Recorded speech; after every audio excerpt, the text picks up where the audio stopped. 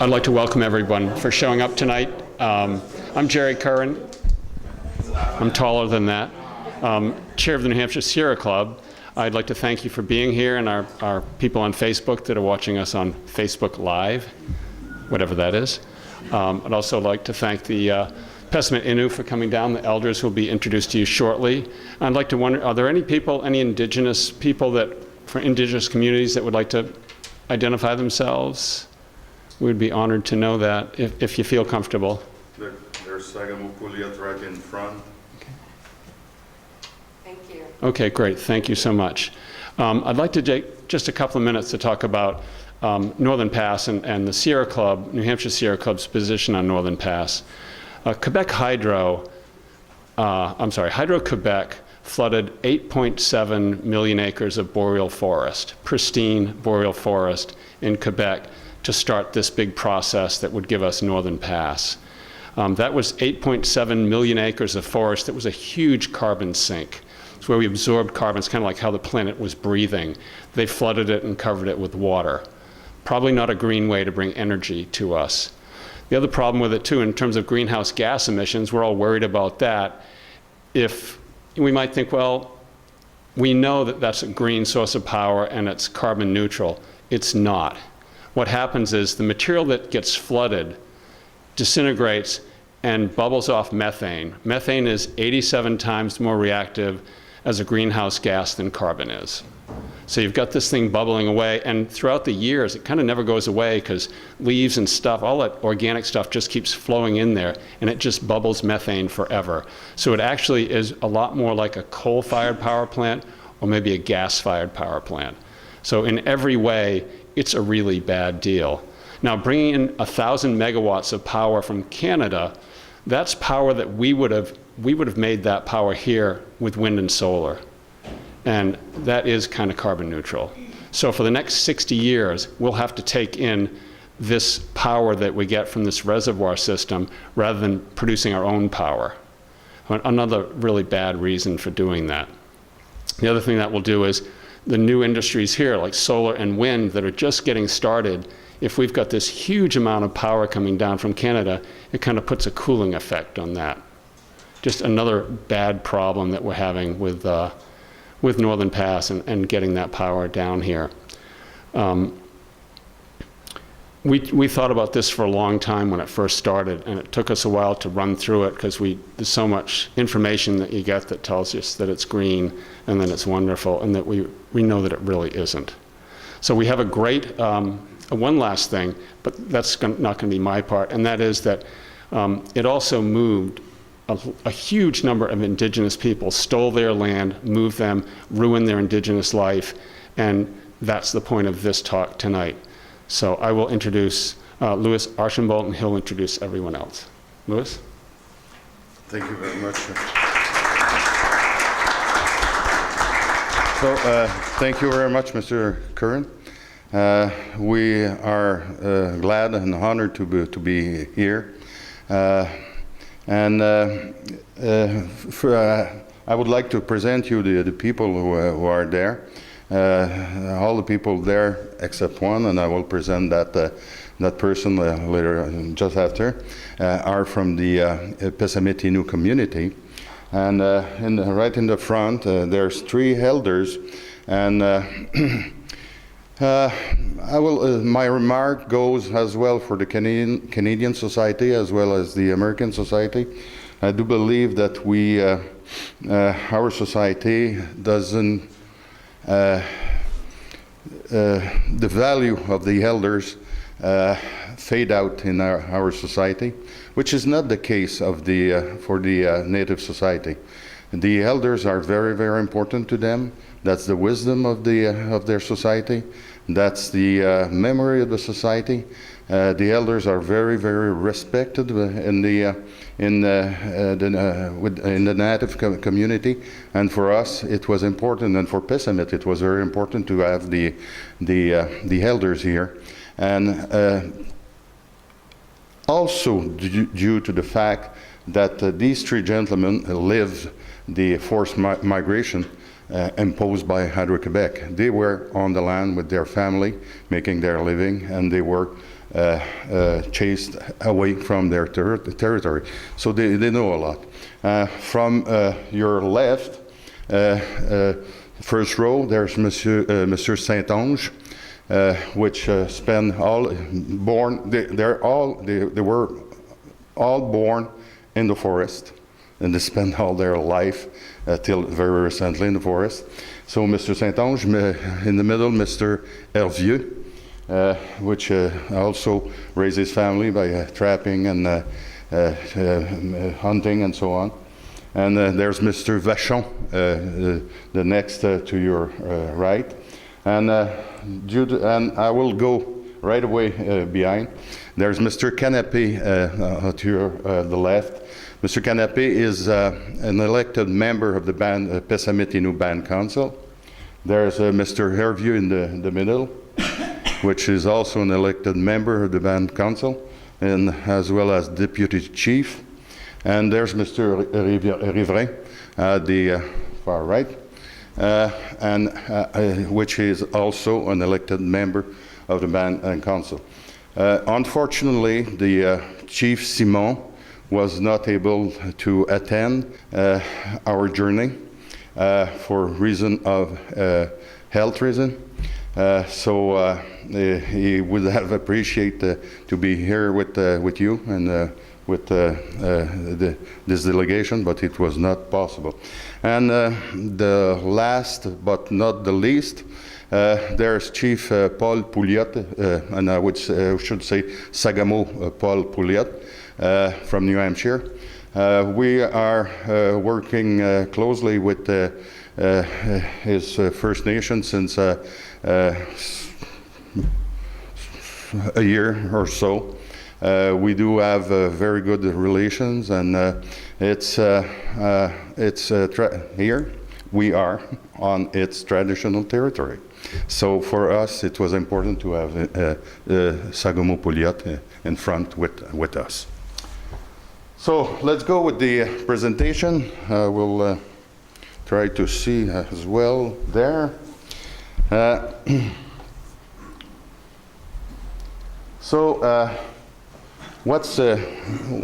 What does mean Nitassinan?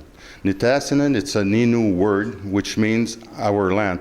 By the way, these people, their first language is Innu Emun. That's their first language. When they speak together, they're only speaking their mother tongue. Their second language is French. And the reason why, I mean, Quebec was colonized at the beginning by France, and that's also the reason why I don't have a very good English.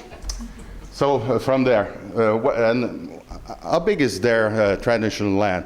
Their traditional land goes out. It's more than 53,000 square kilometers, and it goes from the St. Lawrence River to the 55th parallel, way up north. It's a huge territory, and the Innus they're living on that territory since 8,000 years. And a remark that might be interesting for you, the ancestors of Chief Pouliot are here roughly since 10,000 years.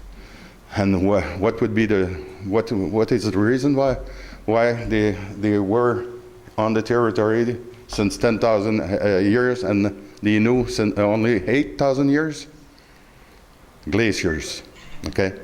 So you could imagine that the glacier went away faster here than in northern Quebec. So that's the reason. And by the way, these people were here since 8 to 10,000 years, and roughly we are here since 350 years or so. So we're all here on this side, newcomers.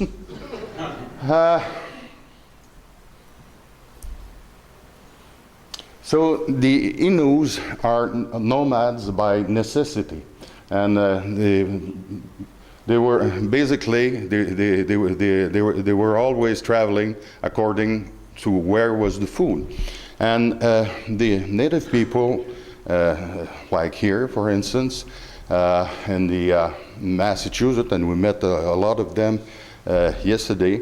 A lot of them were cultivating corn and many plants and so on. But up north there, so it was not possible. I mean, the season is too short, it's impossible. So basically, the Innu are nomad by necessity. There was no possibility to cultivate corn or whatever. So, first of all, Pessamit and Pessamit Innu, these are the people from Pessamit, okay? This is their name. And Pessamit is one of the 9 Innu community in Quebec. There's 9 Innu community in Quebec, roughly 20 to 21,000 people. And the Pessamit community is one of the second largest one with 4,000 people. I've already mentioned that Innu is their mother tongue. And later on, after the presentation, if you want to ask questions to these gentlemen, they know a lot. So basically, it will have to be translated from English to French and to Innu, and at least for the elders. But they know a lot, much more than me. The reservation is settled on the St. Lawrence River, north of the Bécomo. I mean, Bécomo is a small town nearby. It's basically a town which is much bigger, Montreal, which is a good reference. It's 390 miles northeast from Montreal and 620 miles northeast of Boston. So I would say, I don't know, 550 roughly from here. So it's a good ride. The point that I'd like to make with these pictures, these pictures have been taken just before the Pessamit Innu were chased away from their territory, and it did happen very quickly. Within 25 hours, HydroQuebec chased them all out.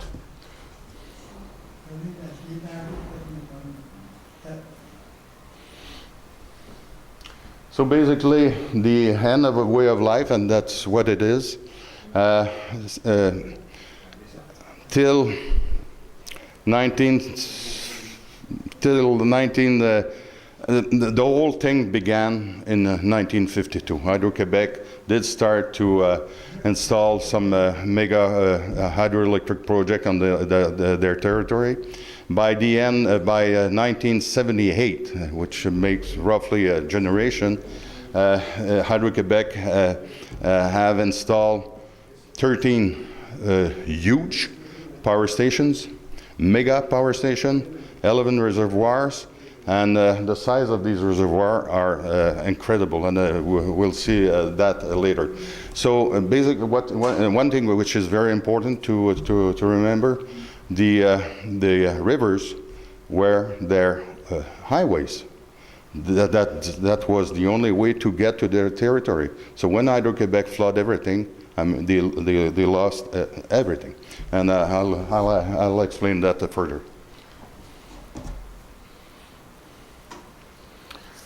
So in the beginning of the 50s, the Quebec government, by the way, the Quebec government is the sole shareholder of HydroQuebec. The sole shareholder of HydroQuebec. And that means a lot, and you will see. So basically, by the beginning of the 50s, the government knew that the government was planning to set up a hydroelectric project on their traditional territory. So, and the government also knew that they were full-time on the territory, trapping, hunting, and so on, and making their living there for their family. And they were making a very good life. With that. They were not rich, but they were not poor. The fur up north, the quality of the fur, it's a very high-grade quality fur, and they were selling the furs and eating the animals that they were hunting and trapping and so on, and they were living happy. So basically, what to do to remove these people from the territory? The government knew that there was a project coming in, and so they decided to simply, for the family who were bringing the children on the territory, to cut the family allowance. There should be something similar in the United States, I guess. When you have so much kid, you could you receive family allowance for so much, and if you have one more kid, it's a little bit more, and so on. So by doing that to poor people, you could imagine the tremendous impact of that. And the only reason is that they want them to settle on the reservation, not to be in the way of HydroQuebec. And that's why I made the point that the Quebec government is the sole shareholder of HydroQuebec. So by 1952, the government and HydroQuebec launched a lot of the mega projects on Pessamit Nitassinan, traditional territory, and Pessamit 1 and 2, Hardjome, Manik 1, 2, 3, 5, Utab 2, 3, 4, all completed in 1978. By the way, just to give you an idea of the magnitude of these hydroelectric complexes, you already know that HydroQuebec is a giant one.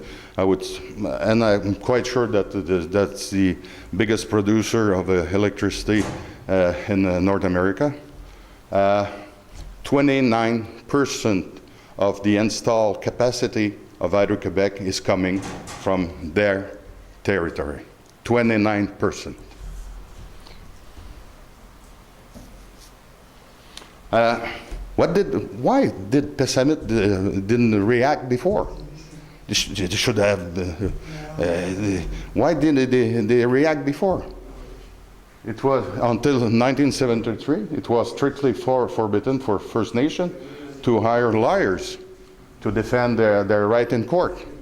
So if they were doing so, they were cutting the subsidies and so on, and there was no more money coming to the reservation. And you have to look at that in that way. When they were living on the territory, they didn't need the government. They were making their own living.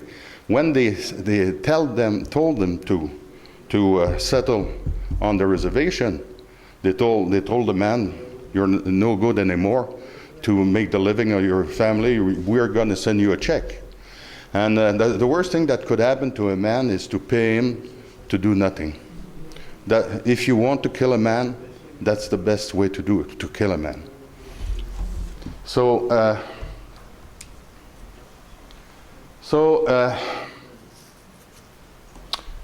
infringement of Pessamit rights by HydroQuebec and the Quebec government.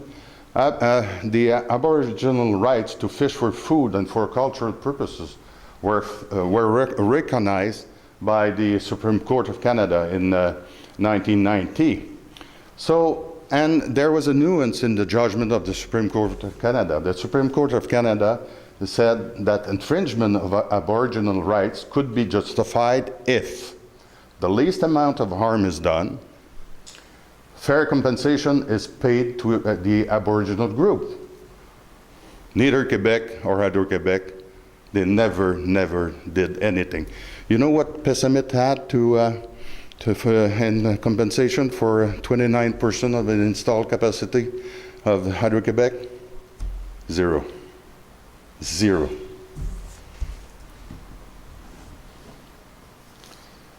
So during that time, and back in 1973, the Supreme Court of Canada made a judgment saying that all the province have to recognize the treaty rights that have been signed by First Nation, as well as their historical rights. What are treaty rights? The Pessamit did sign 2 treaties. One with Samuel de Champlain, you know, who's Champlain, Lake Champlain, that's the one. So back in, that was the first treaty with First Nation in North America. In 1603, they signed a treaty in the Innu. And what was the treaty? the treaty was giving the permission to the French to settle on the Innu territory. So the French were welcome on the Innu territory. It ended differently. And the second one, when England took over of the French, 1759, King George III signed the Royal Proclamation, and within the Royal Proclamation, it said that these land doesn't belong to England, it belongs to them. And so they were able to have their right respected till roughly 1850. After that, they were less powerful than the newcomers. And it seemed that the treaties were hidden somewhere. For everyone, they didn't have any rights. So basically, the Supreme Court of Quebec said to all the province, the Supreme Court of Canada said to all the province, these people have rights, and you have to respect these rights. But the Quebec government, with its bad faith, fight that from 1973 to 1996. And they went in court, and finally the Supreme Court of Canada reversed their position and said, no, the people in First Nation in Quebec do have the same right as any other First Nation everywhere else in Canada. And what did they do? Why the Quebec government did behaves in such a way? Because during that time, it was giving the time for HydroQuebec to invade their territory. And in 1996, everything was done, everything was finished. And so basically that was the reason. And actually, the Quebec government is demonstrating chronic reluctance to respect Pessamit rights, recognized by the Supreme Court of Canada, recognized by the Canadian Constitution. By the way, I should make that point clear, we do have very good collaboration with the Canadian government, not with Quebec, not with HydroQuebec.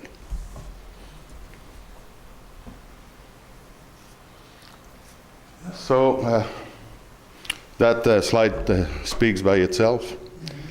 And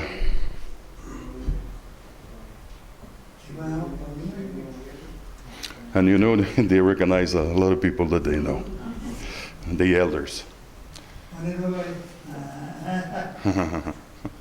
So, as I've mentioned, Pessamit forced migration, so all their highways were blocked,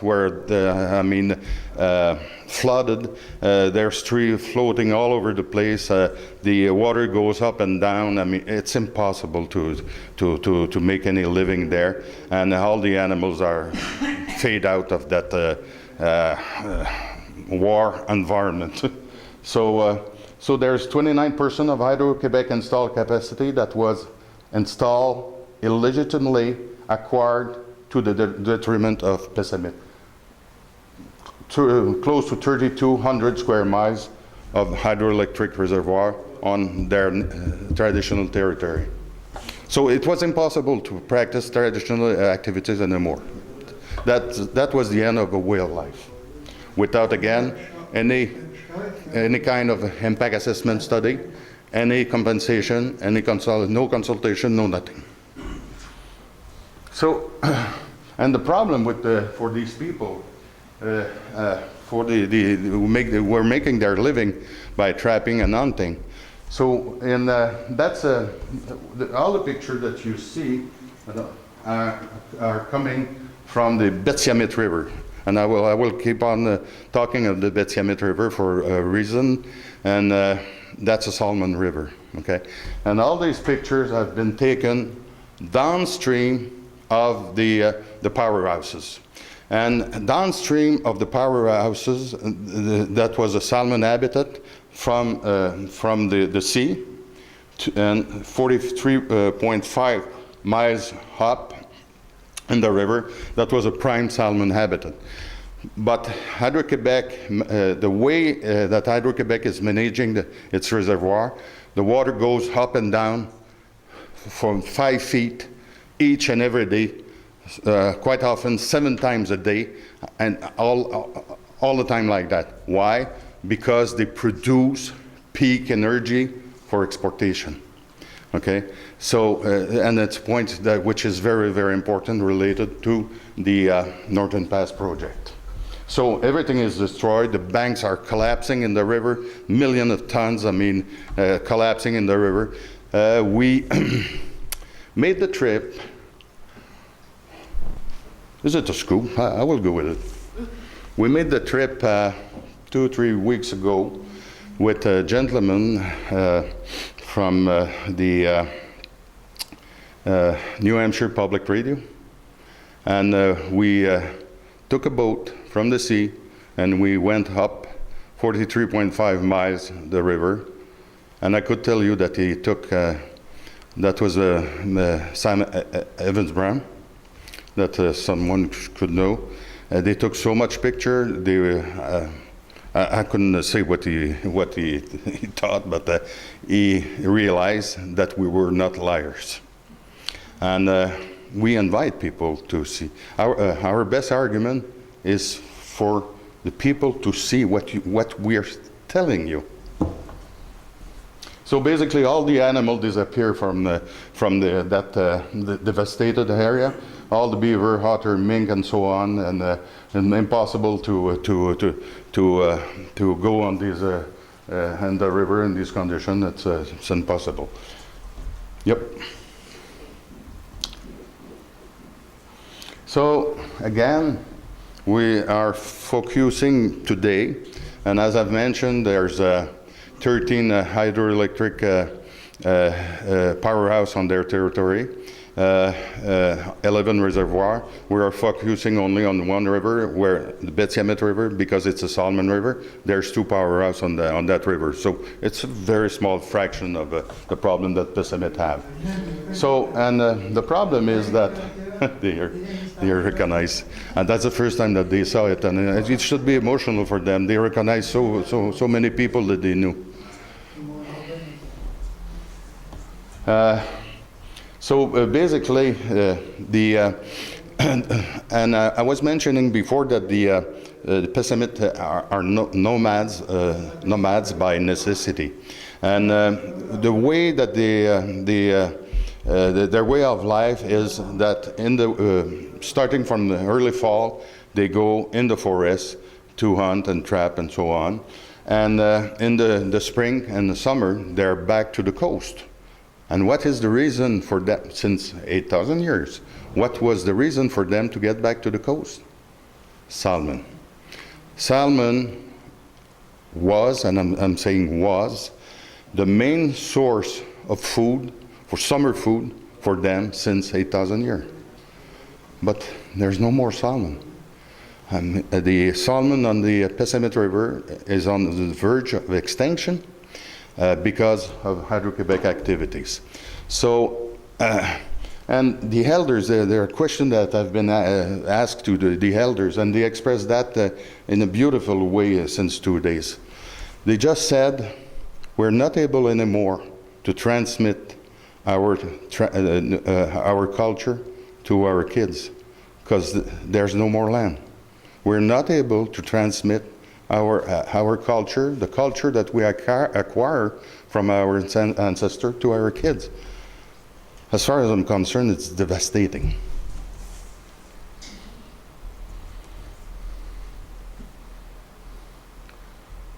So that's a little bit a resume of what I was saying. So they were working everywhere to install powerhouse before the Supreme Court of Canada decide that these people have rights. So that's what the river is looking like now. Look at the banks. Look at the trees floating. Look at the mud everywhere. That's a salmon habitat. That's the Pessamit River. That's a salmon habitat. So I didn't mention that before. We're focusing today on that river because it's a prime concern. It's a prime cultural concern for them. It's important for them to do something on behalf of their ancestors. It's important for them to do something on behalf of their kids. So that's why mainly we are here. So as I've mentioned, there was no impact assessment study, no compensation, I mean, they didn't ask Pessamit, they threw them out, and that was it. And the reservation, you see where is the arrow? And the Pessamit River is flowing from these massive reservoirs that you see on top to the Pessamit River, and the reservation is right there. So when HydroQuebec and Quebec, not HydroQuebec, that's the Quebec Government who parked them by force on the reservation, at least the Innu thought that they will still be able to get their salmon. But it wasn't true. And the way that HydroQuebec is managing the river, the stock of salmon is coming to extinction. And by doing so, HydroQuebec and the Quebec government is breaching constitutional obligation and treaties. But they don't care. And you know why? They know that Pessamit doesn't have the money to sue them. As simple as that. They're poor people, and there's giant beside. So that's the key of the management of the Pessamit River. On the right-hand side, you could see the main dam, which is blocking the river. On the left-hand side, with the red arrow, you have the powerhouse. So basically, I don't know if you're able to notice, but the level of the reservoir is much higher than the powerhouse, and there's a tunnel taking the water from the reservoir going to the powerhouse to produce electricity. And there's 5 turbines in that powerhouse. So when people need electricity for where there's a very sudden and strong demand, they start the 5 turbines. An hour before, there could have been only one working. So they go from 2, 5, 3, random. I mean, it's like that all day, depending of the demand of electricity. What we've been told yesterday, and what was very interesting for us, apparently here in the United States, it's illegal to do that. You have to run on steady flow, and it's illegal to do that. But I mean, we also believe that it's immoral to do that. Immoral for the Pessamit people, and it's incredible to do that knowing that salmon is there, and knowing that that resource is on the verge of extinction. And as you know, the salmon population all over the globe is getting down, sharply down. And if we are not even able to protect, and they're doing more. They're destroying their habitat where they're hatching. So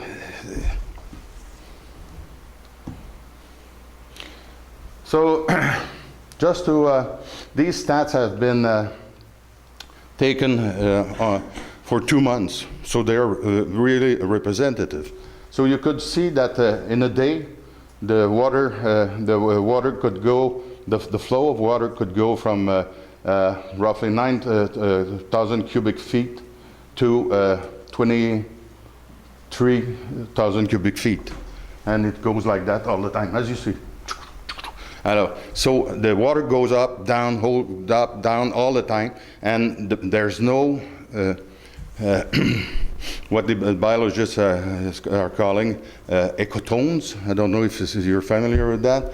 The vegetation which is making the transition between in between the water and the mainland. There are shrubs, there are herbs, plants, small plants, and so on. And these plants have many functions, I mean, for ecological function, but one very important function is to stabilize the banks. So when you go up and down like that, you destroy all that small vegetation, and it's that vegetation which holds everything together. So that's why you saw the banks crumbling down, and a huge bank 100 feet going down in the river, and it's happening all the time. So in order to demonstrate that HydroQuebec is producing with these powerhouse peak energy, look there, that's it's based on a day, and from the left it's 1 o'clock in the morning, and till midnight at the right hand side. And as you could see, at 6, 7 o'clock, everybody is cooking toast and bacon in Canada and the United States, and there's a very strong demand. So the 5 turbines are starting all together. Goes down in the afternoon, again dinner time, and during the night almost nothing. And the salmon is trying to survive in that. And that's what the HydroQuebec is trying to sell here, green energy. So I did mention that. These are stats, and I went over that. Here, one very important thing to know: what is the most sensitive life stage for salmon? It's from the time that they are laying the eggs, till the time that the eggs popped out of the gravel, okay? So on the Pessamit River, it's from roughly November 15, and the small fries are coming out of the gravel early June. All these blocks do represent how many, the water flow, okay? But keep your attention on the red one. And the red one, it means that the flow coming out of the turbine, it's roughly 4,600 cubic feet. And with 4,600 cubic feet, there's 22% of salmon nest. Salmon, how do you say that? Salmon nest? The eggs. No, the spawning sites, okay, that are dried up. So, and it's between November and June. So could you imagine in January and February, when it's minus 40 there, what's happened to the eggs? 22% of the nest are dried up. Who cares of salmon? Quebec Government, as shareholder of HydroQuebec, Quebec Government made a very, very clear choice for money. So these are the river banks that I was mentioning. These are very sensitive river banks made of clay, and without all the small bushes, that's the right thing, the bushes on near to the water that holds everything together, everything's crumbling down in the river. And what's happening when that silt and clay is going in the river, and you've seen that brownish water, and there was the clay that is floating, it's very long to settle clay, okay, in water. So basically, the salmon are laying their eggs in coarse gravel. And why? The reason is very simple: because the eggs could have access to a lot of oxygen of the water. When you put a layer of clay on that, you cut the excess of oxygen, and the eggs are dying, all the eggs. So some years we don't have one fry coming out of that river.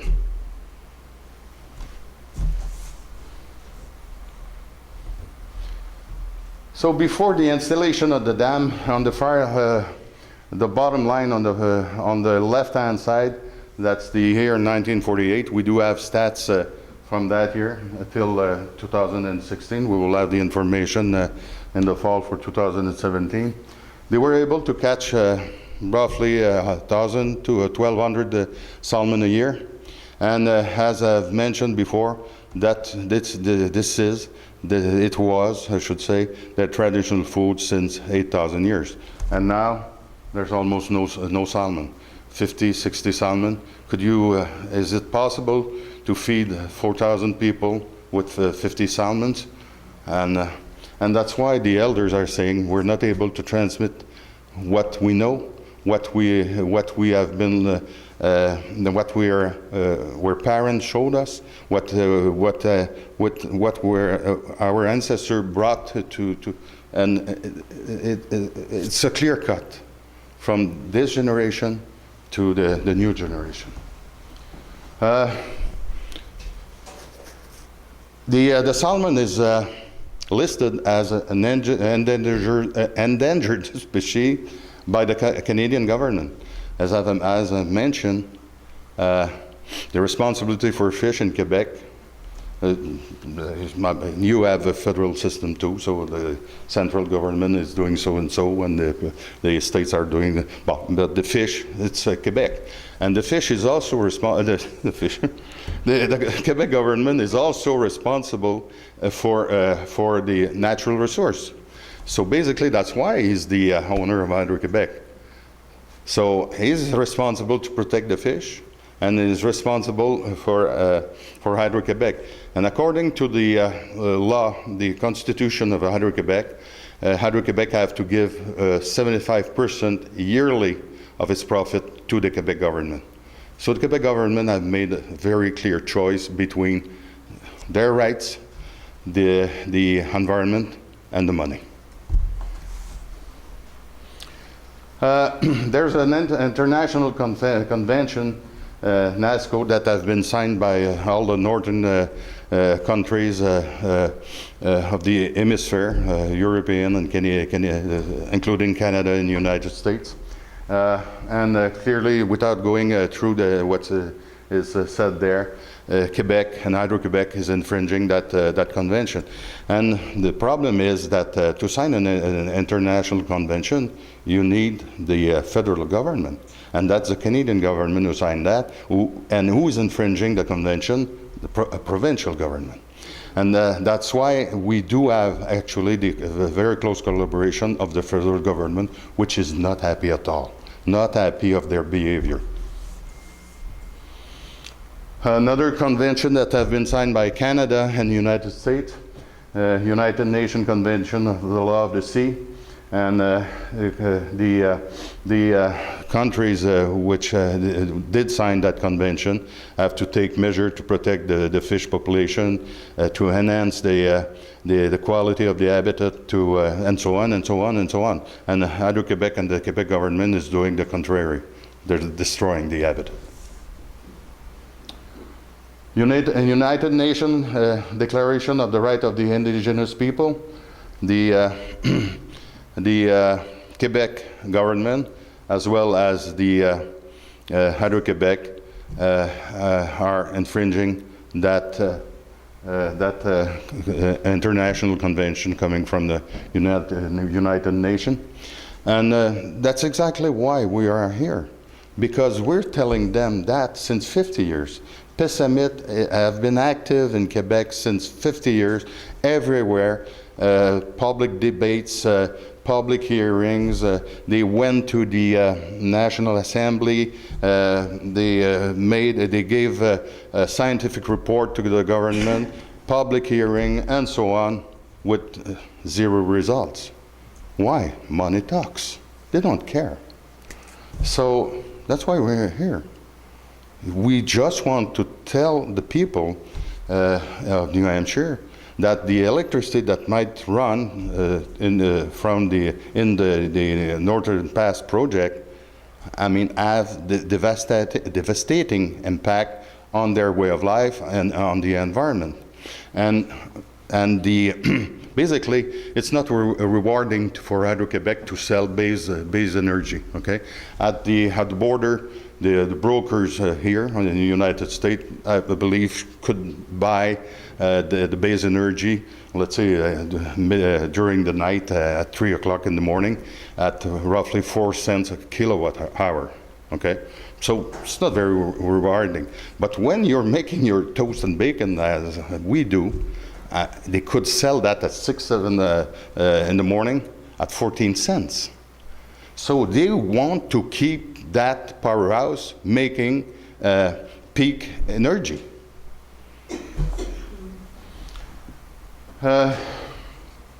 So I think that I've been quite clear.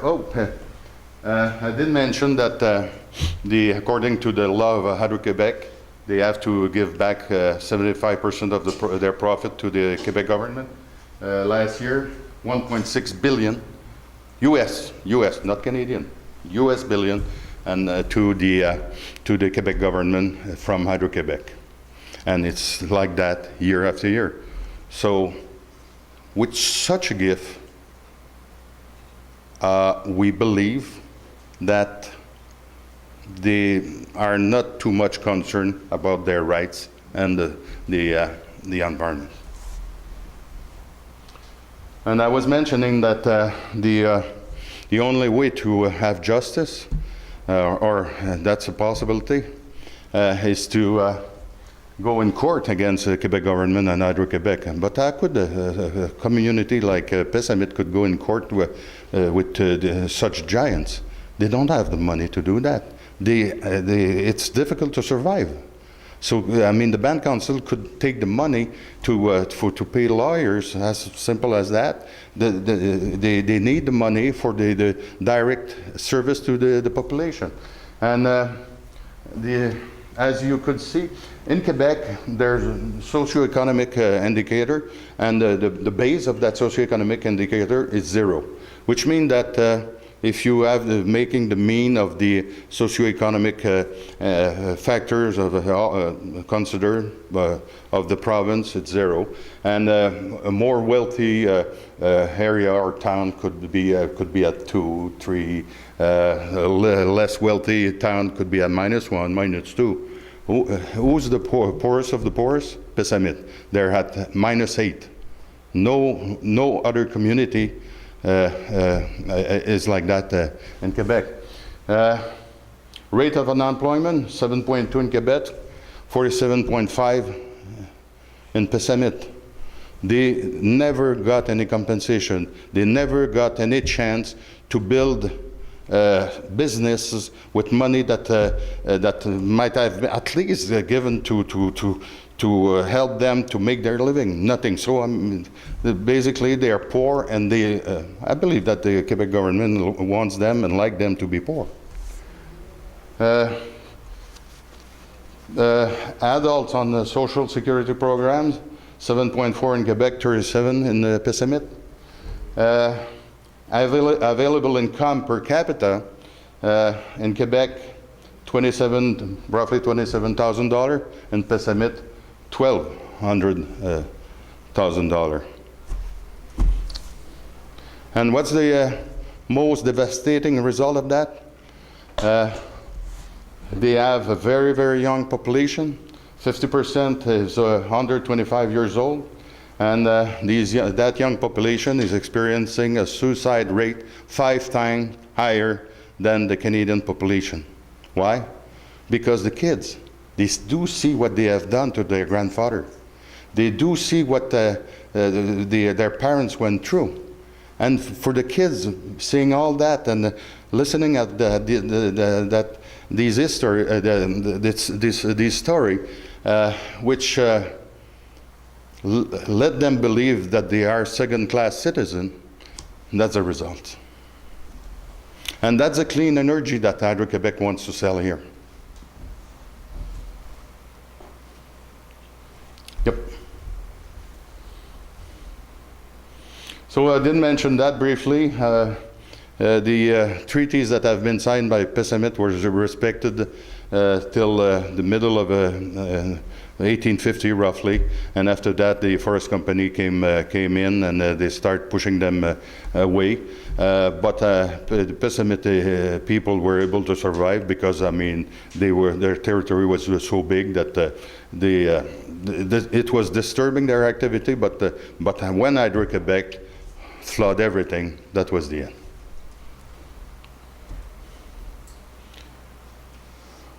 So I didn't mention that. Pessamit have done everything possible on the internal basis in Quebec to try to convince the government that they have rights, and they failed.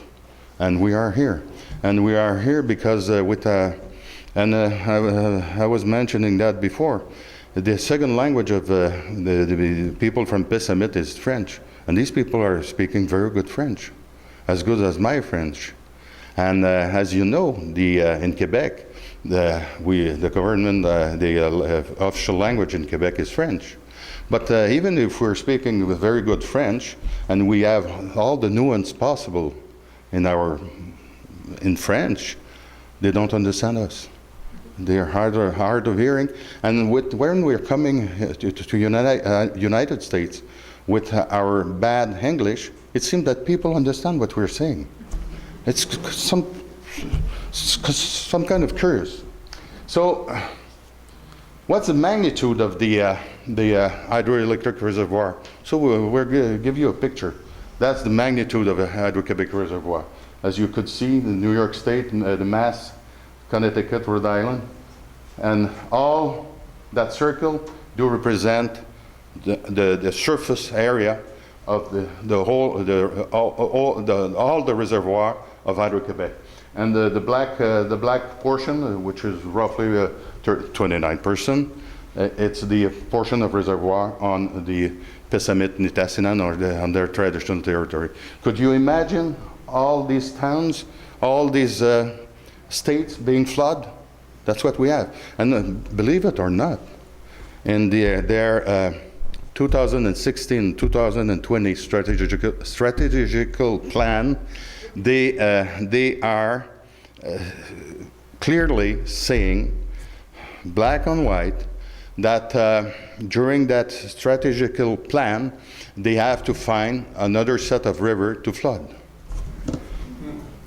I don't know, maybe in 20 to 30 years we won't have any more land there and we'll have to move to here, I don't know.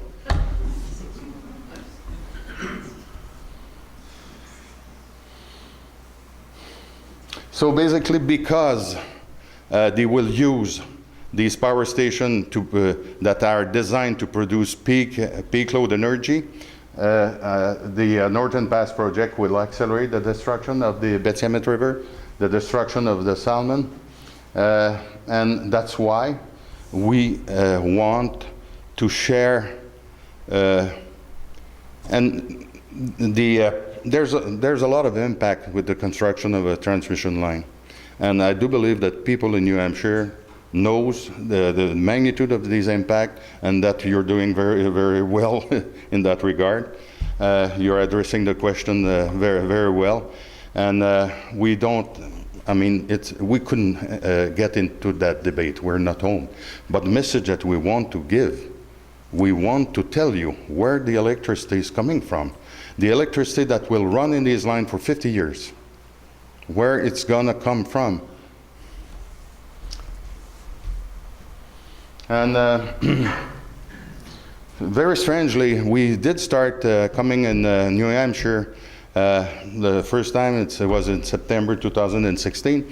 And what we saw on the website of, what's their name, Eversource, the very, very strange statements. And we will look at that. And it was on the website of Eversource.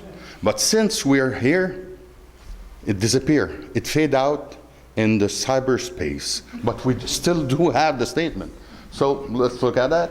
Hydro-Quebec does not build an hydropower project unless it's favorably received by the communities. The company takes all the necessary steps to ensure that the host community, including Aboriginal communities, are involved. And we look at the dictionary, because we're not that good in English, and we say, oh boy, involved, okay, in the development and benefit from economic spin-offs. Hydro-Quebec endeavors to develop mutually beneficial partnership. Well, we look again in the dictionary, and say, oh, that's not that. And then basically they're saying that they're the best Canadian company with the Aboriginal people. So let's go to the other slide. And go to the red. That's a gentleman from Hydro-Quebec, which is making a very, very nice statement here.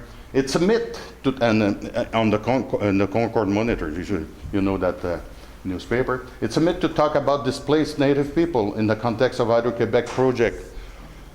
Oh boy. We took again our dictionary and we said, well, we don't have the same opinion. And these gentlemen could tell you. Hydro-Quebec and Aboriginal people have developed various partnerships and so on and so on and so on. I mean, it's crazy. They're saying anything.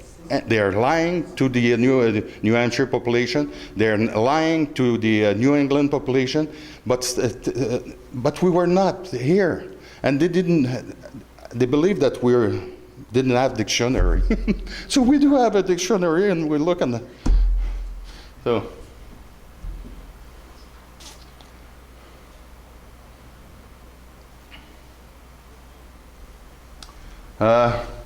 The second statement, the Atlantic salmon has not been eliminated in Quebec's rivers as a result of a hydropower development.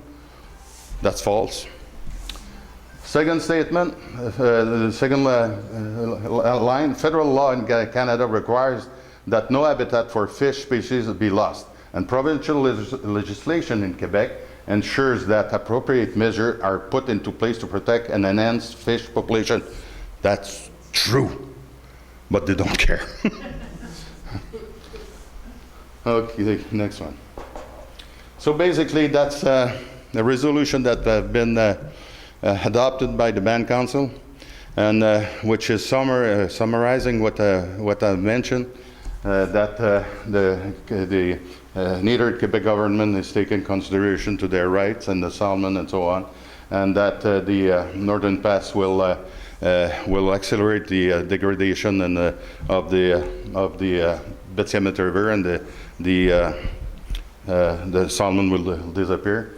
And so Pessamit and the Quebec government do have that, and they do have that presentation.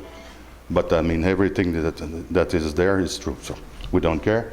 So Pessamit wants to have its right respected, and Pessamit want that Hydro-Quebec and the Quebec government do respect their own set of laws, and also the federal laws. And the federal government is taking a good care of that now, and we could have very interesting news in the near future. Okay, next one. So, as I mentioned, Chief Simon was not able to attend, but that's his word. Our duty to have a remembrance to our ancestors and our moral obligation to give hope back to our children no longer allows us to accept the prevailing party's detrimental decision. And I did explain why he's thinking like that. That's Chief Ghislain Picard, and Chief Ghislain Picard came with us once in New Hampshire. He also came with us at Yale University when we were invited. And Chief Ghislain Picard is the chief responsible, the spokesperson for the 40 and so Native community in Quebec and Labrador. And that's what he's saying. Quebec and Hydro-Quebec unlawfully appropriated a territory that was the heart of people's culture for thousands of years. They have ravaged the social harmony and rendered it destitute. The forced migration of the Pessamit Innu, the people from Pessamit, is a key piece of a cultural genocide, and that's what it is. So, Chinas Kumitan, that's one of the the only word that I know in Innu. These people are much better than me in that. If there's question, we will be more than glad to answer. And I'm inviting you to ask the question to these people, or if you could ask me the question, and I could refer to the good person, and they have much more knowledge than me on what they lived. Thank you very much.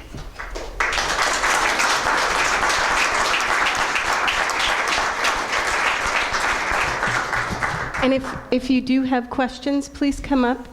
And we have the local community TV here. Thank you, local TV. And we want to be able to capture your questions for them. So if you have a question, come on up and ask it from here.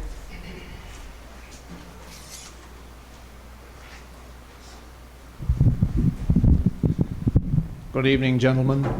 We appreciate your presence, and it's very disturbing to see what is happening to your nation. I have spent some time out at Standing Rock. And we are translating, so allow the translator to translate. So,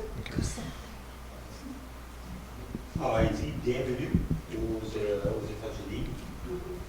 Welcome along with the rest of this summit.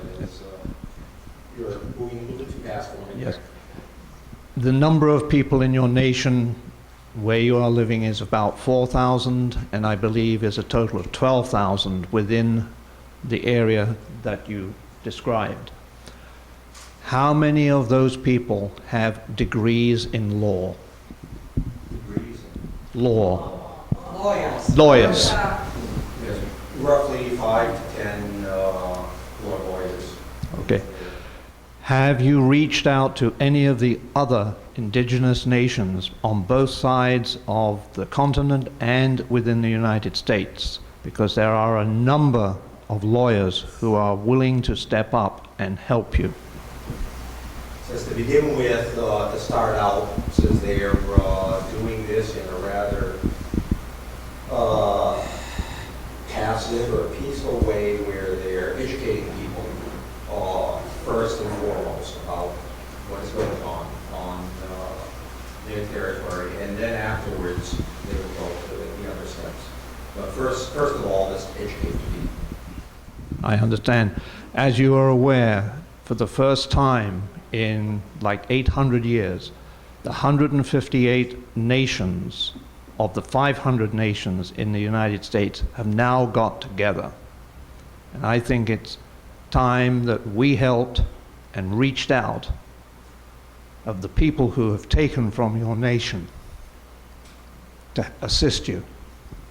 okay. Excellent. Thank you. Because the message they got from Native groups in Quebec and also in Hampshire is that they will band together. Because the more they have banded together, the stronger they'll be. So they've had very positive feedback on this trip with different groups they've gotten together with. Great. Thank you for the question. Do you have a question as well? Bonsoir. I'm John Lewicki from Mason, and one of my questions is, of the damage that this does, how much is the intermittent flow, and how much, if it were just steady flow, would be improved? He says if the flow became regular, as it was in the past, does that would protect the fish? And that's actually one of the things that's come out many times in these presentations over the last 2 days. You wouldn't get the devastation to the salmon fishery that they have at present, which is very unusual. Okay. Thank you. I'll talk to somebody after about that. Thank you for the question. There's another.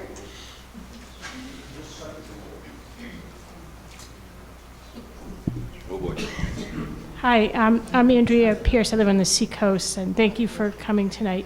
My question is, now that all your native land has been destroyed by Hydro Quebec, what kind of things, what kind of skills can you teach your children and grandchildren as far as outside?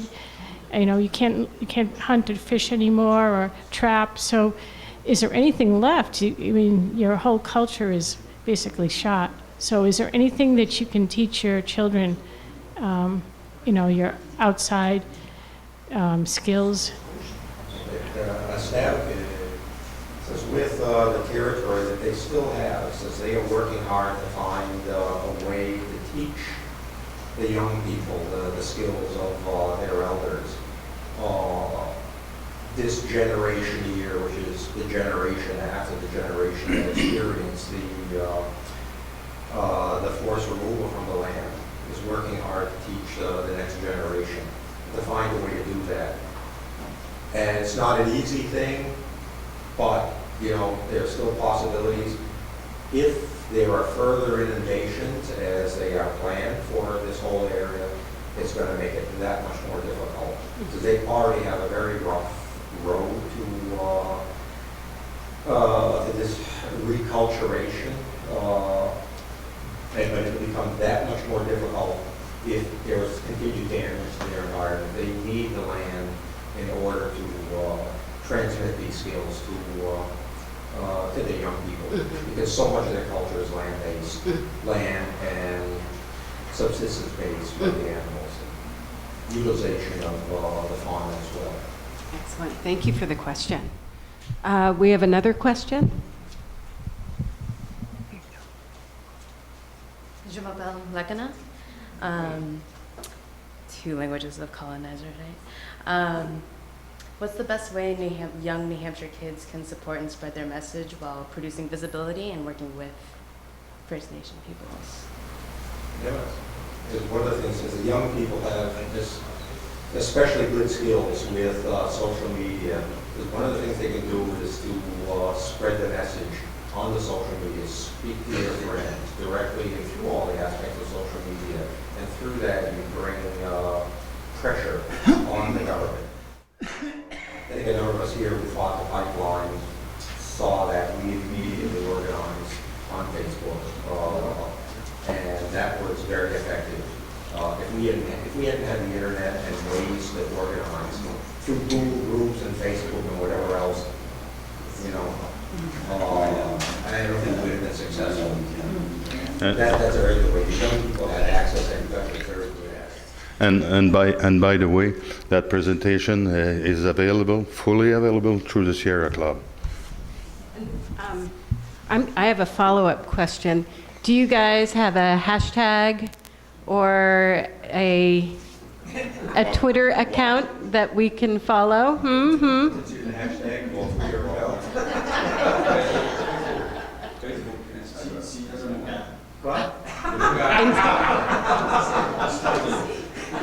Smoke signals. Smoke signals. These guys. Internet smoke signals, huh? Okay. But Facebook. There is.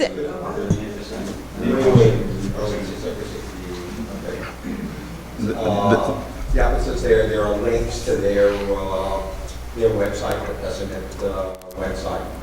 You got the band council, so you can access that. And of course, there's the whole link to this presentation. I'm sure there's going to be much more forthcoming. And basically due to the fact that there's the language barrier, everything that we're doing in the United States, we post it in a website and it's pessamitsgreenenergy.com. So it's in English, and because we so everything that we're doing it's on that site, and they could give you the information. So it's in English, and all the press release and everything. We will tweet it. And we will also have it available on Facebook and our website. That's something for me to do tomorrow. But I did want to highlight tomorrow is the site evaluation day, and actually the reason for their voyage. Tomorrow at the site evaluation committee, they've allowed for public input. And each party has 3 minutes to speak? They drove over 600 miles to come to speak for 3 minutes.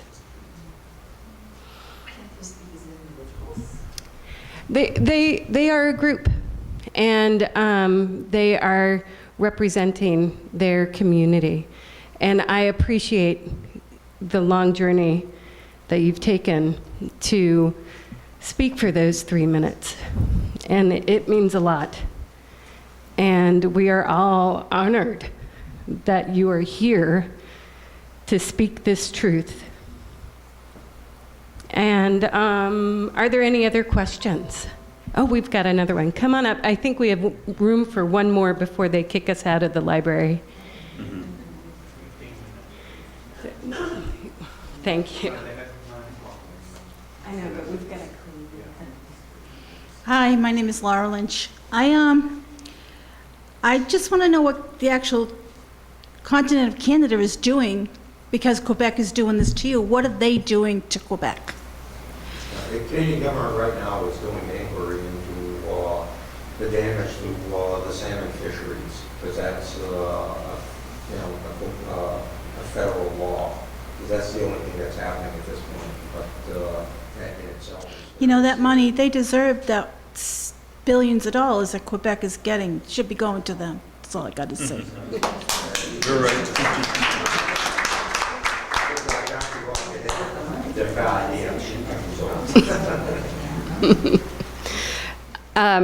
I've failed to mention tomorrow's site evaluation committee meeting is public.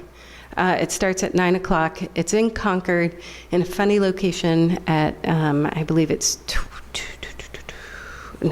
49 Donovan Street. It starts at 9 o'clock. Our guests here will be speaking within the first hour. And if you could come and support, I know it's during the day when most people have to work, but if you can come, that would be wonderful. I think for now, if Paul, if you'd like to speak, come up here, it'll be a lot easier. And adjust it. I have probably quite a few things to say, and I don't really need to be that close. Our band, my name is Paul Pulio. I'm the Sagamore, or the speaker for the Grand Council of the Cossack Band, Pennacook and Abenaki people. We are a unrecognized federal entity in the United States. We represent a pre-constitutional tribe that has never relinquished any rights to the U.S. government, but we still are here. Concord does not recognize anything but a federally acknowledged tribe. So this whole process of Northern Pass, they've relegated us to a footnote in history that there was an indigenous group that was involved in the process. We're a footnote 5, I think, on some page. Now we've been in council with the Department of Energy's General Counsel. It's a dilemma because the state of New Hampshire does not want to recognize there are any indigenous rights in the state. Us, like the Pessamit, represent a very small group in a minority's minority. The only thing that they would let us speak to would be underground construction, because they potentially could dig up ancestral remains of the Pennacook and Abenaki in their process of putting this power line in. Anything else was off the table. It's interesting because all of the dams along the Connecticut are also being up for review right now for relicensing. Within these dams, there's a very strict flow control of the dams to prevent any more erosion or any destruction of the habitats for fish. Unfortunately, these dams are fish killers, and they have been since the early 1900s through now. The only time we can speak out is in partnership as stakeholders for fishing. They don't care about what happens to the river. The Pessamit, unfortunately, are being treated to a form of social and economic an environmental genocide against their people. What you haven't seen are maps that they have and their great plans for HydroQuebec to almost totally inundate their lands, probably killing them all off in a generation or two. This is what it's all about. It's greed. They're planning to make this whole Pessamit territory one major ecological disaster that's got only one objective, is to make money for the province of Quebec, period. Nothing more. What we should be sending as a message for SEC, and by the way, the SEC has already denied us any intervening status. They deemed us right off the bat not to be eligible to speak for the SEC. Chief Renee Simone is asked me to speak on his behalf, and in 3 minutes you can hardly do any justice to this subject. What we need to do, one of the key things is Pessamit 2, is it? Yeah, Pessamit 2 is the one that's cycling the most and doing the most devastation. If that became a steady state baseload unit, the fish may be having a chance to come back. That's almost, what, 50 miles of river? 43.5. 43. It may give the salmon half a chance to start spawning again. And what you're not hearing very clearly is salmon need a gravel base of steady, clean water to reproduce. And with all this silting action, their eggs are being destroyed and they can't go through their life cycle properly. This would give them at least some semblance of agriculture, fish culture to come back again. Our Connecticut is dead of salmon. And it's not because of the flow, it's because the dams aren't really allowing them to make the proper migrations. Let's not let this continue for them. They like the Abnaki, were four-season fishermen. We were really into the fish. We weren't into agriculture as much as people would like us to believe historically. We relied on fish. Fortunately, a lot of our rivers still run pretty good, and we still have plenty of fish supply. Luckily, I don't have to live off of it anymore. I can go to a grocery store. But if you look at them as 4,000 people living below poverty in a barren wasteland that's being destroyed by HydroQuebec, we should be making a strong statement to our SEC about this. If we can't stop the transmission line, we should certainly make our Department of Energy know that they're being complicit with the province of Quebec and destroying the life and ways of these people. It's a sin. It's a moral obligation for our country to take a better route.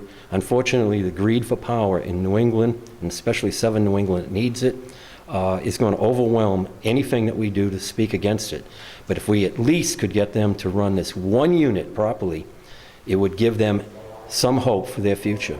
And it's a sad, it's really genocide in its worst form. It's institutional genocide being committed by HydroQuebec and the province of Quebec supporting this type of endeavor. It's a sad statement for humanity. Thank you.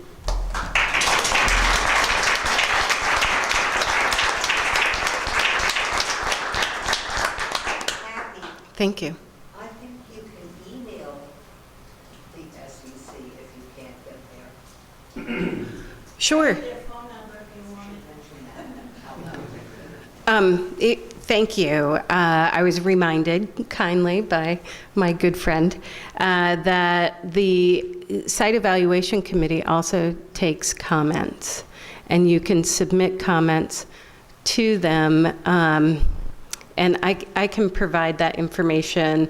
I hope everyone here at least signed in, and we can provide you not only the presentation, but the additional information about the Site Evaluation Committee. And we can also provide that on our Facebook. Maybe we'll tweet it, and we'll have it on our website as well. But I do want to thank and honor our special guests here. And I also want to point out our wonderful volunteer translator. That's Henry Valancourt. Let's give him a round of applause. And our wonderful English speaker here as well. And all the volunteers who helped make this happen. I know a lot of people here have passed on the information. There were a ton of shares. We also have a video of Chief Simone on our Facebook page from when he last traveled here, explaining their position on Facebook. And we have the most Facebook views. It's over 6,000. Please share that. It's a really good statement from the chief.